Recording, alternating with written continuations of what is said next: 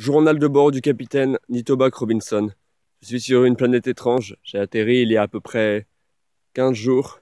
Il fait très froid ici. Il y a même de la pluie, mais une pluie assez différente. Elle me fait des damages. Bonjour à tous, c'est Nitobac, j'espère que vous allez bien. On se retrouve pour une critique assez spéciale, puisque vous avez vu, je suis en extérieur.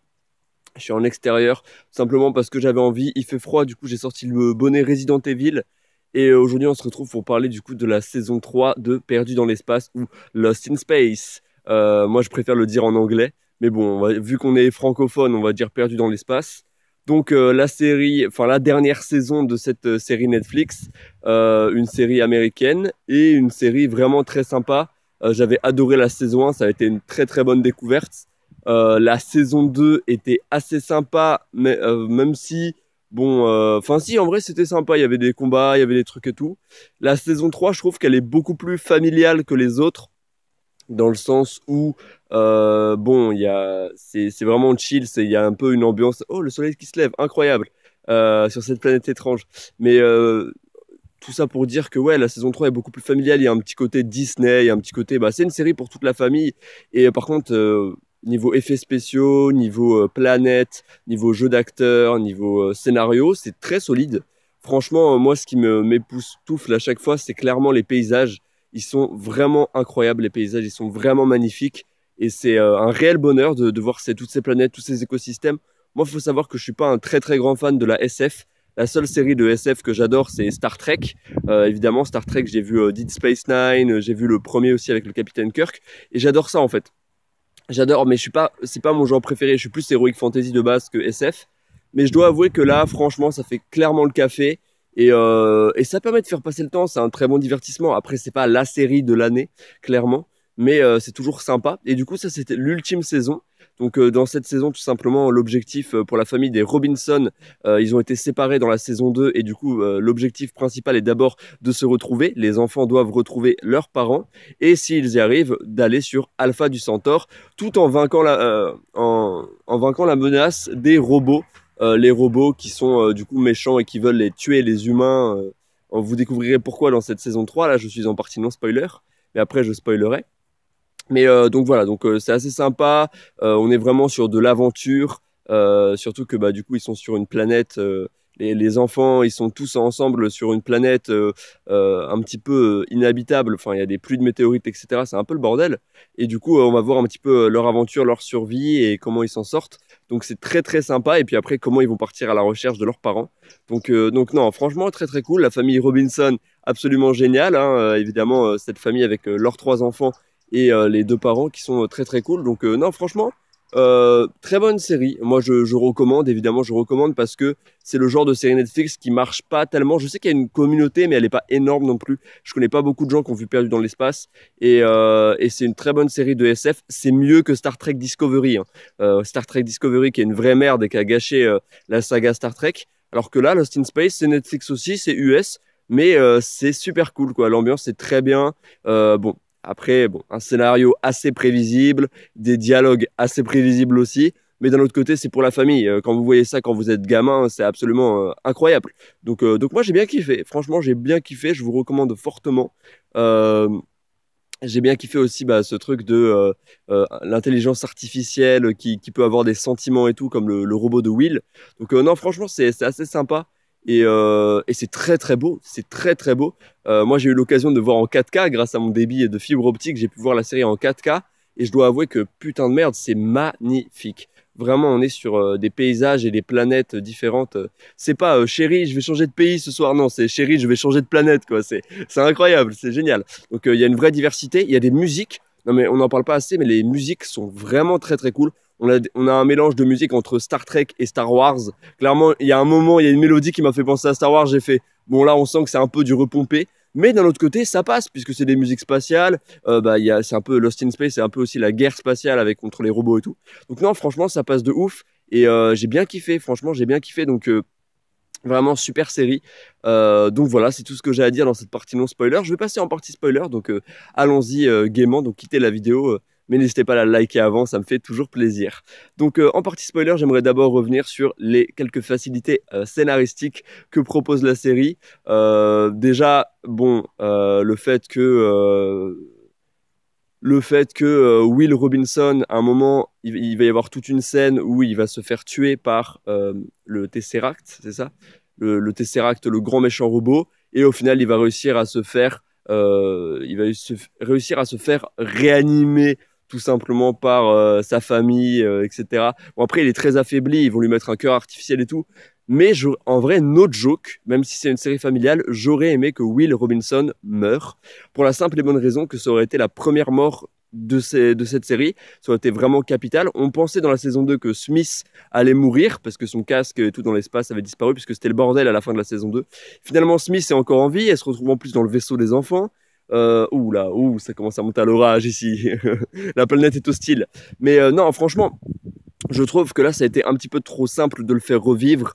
Surtout qu'après, le robot, il y a aussi ce truc-là qu'après, le robot va l'aider avec son cœur artificiel. Ça, c'est dans les derniers épisodes. Donc le robot va disparaître et en mode oh non, le robot est mort. Là, j'étais un peu triste, j'étais en mode non, le robot et tout. Et en fait, le robot va revenir à la fin à travers le cœur de Will, etc. Tel un virus face au Tesseract. En fait, le Tesseract va devenir robot. J'adore parce que le robot s'appelle Robot, hein, vraiment. Alors on a plus original, on a la fille qui a appelé son robot Sally, donc ça c'est cool. Par contre, on en parle que la sœur de Will, quand elle va libérer le robot, elle soulève la partie du vaisseau comme si c'était du carton, alors que c'est une putain de partie de vaisseau alien. Le truc doit peser 40 tonnes, le truc doit être méga lourd, c'est quelque chose qui sert à construire un vaisseau. Elle le soulève à deux mains, elle fait ah, c'est bon, robot, tu peux y aller. Le robot, il y va.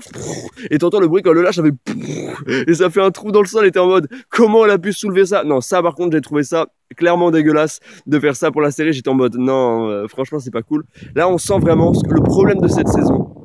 C'est qu'on sent vraiment que ils ont essayé de bâcler un petit peu pour terminer, parce que la saison 3 c'est la saison finale et c'est officiel, à la fin de la série ils disent c'est la fin du premier chapitre, donc peut-être qu'il y aura une saison 4, on sait jamais, mais pour le moment ça risque pas d'arriver. C'est un budget colossal et ils ont pas assez de budget là, ils ont terminé. Mais j'étais en mode ah ouais, les facilités scénaristiques, pareil, le fait que du coup les robots en fait quand tu les aides ils deviennent gentils, ça c'est stylé, en vrai c'est stylé. Mais quand t'as tous les enfants qui ont chacun leur robot dans la bataille finale et qui sont en mode ils envoient leur robot contre les autres robots, bon j'étais en mode ok Avengers en moins bien quoi, Avengers Echo Plus putain. Non franchement ça m'a un petit peu déçu.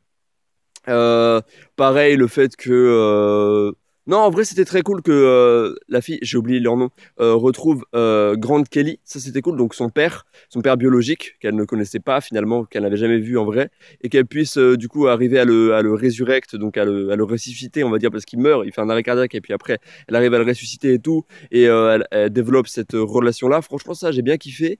Ouais, la colonie des enfants, les premiers épisodes, c'était vraiment très très cool. Après, quand ça commence à être sur Alpha du Centaure, ça part en couille.